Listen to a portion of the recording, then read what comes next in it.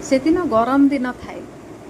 गोटे सिंह गुंफा भितर शोईकी घुंगुड़ी मारुथिला। हठात गोटे मूषा भूल रे सिंहर नाक उपरे चढ़ीगला और सिंह भली गोटे हिंस्र पशु को निदरू उठाईदेला। सिंह बहुत जोर रागिगला। सिंह तार पंजा तले मूषा को धरिबा को चेष्टा कला।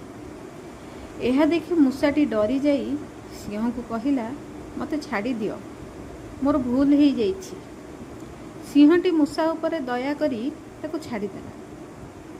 किछि दिन परे सिंहटी जंगल रे बुलुथिबा समय रे शिकारी माने बिछाइथिबा जाल भितरे फसीगला एवं जालर रस्सी मानकरे एभली बांधी होईगला जे से हलचल भी हो पारलानी। जाल मध्यरु बाहरिबाकू बहुत चेष्टा कला। चेष्टा करी करी शेष रे निराश हो गला एवं भूमि उपरे शोई पड़ी गर्जन करने लगिला। सिंहर गर्जन रे पूरा जंगल थरी उठुथाए। एही समय रे सिंहर गर्जन जाई मूषा कानरे बाजिला। मूषाटी दौड़ी आसी देखे तो सिंहटी जाल भितर बांधी होई पड़िछि। से डेरी न करी तार तीक्ष्ण दांतरे जालर सूता को काटिबाकू लागिला एवं शेष रे सिंहटी को जाल भितर मुक्त करदेला। एइथिरु आमे कौन शिक्षा पाइले कमेंट रे निश्चय जणैबे। सेदिन गरम दिन थाए। गोटे सिंह गुंफा भितर शोईकी घुंगुड़ी मारुथिला। हठात गोटे मूषा भूल रे सिंहर नाक उपरे चढ़ीगला और सिंह भली गोटे हिंस्र पशु को निदरू उठाईदेला। सिंह बहुत जोर रागिगला। सिंह तार पंजा तले मूषा को धरिबा को चेष्टा कला।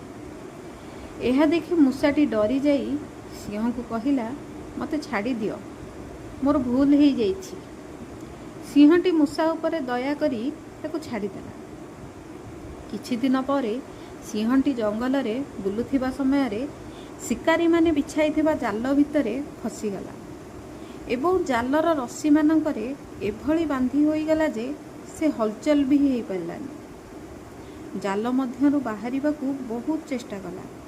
चेष्टा करी करी शेष रे निराश हो गला एवं भूमि उपरे शोई पड़ी गर्जन करने लगिला। सिंहर गर्जन रे पूरा जंगल थरी उठुथाए। एही समय रे सिंहर गर्जन जाई मूषा कानरे बाजिला। मूषाटी दौड़ी आसी देखे तो सिंहटी जाल भितर बांधी होई पड़िछि। से डेरी न करी तार तीक्ष्ण दांतरे जालर सूता को काटिबाकू लागिला एवं शेष रे सिंहटी को जाल भितर मुक्त करदेला।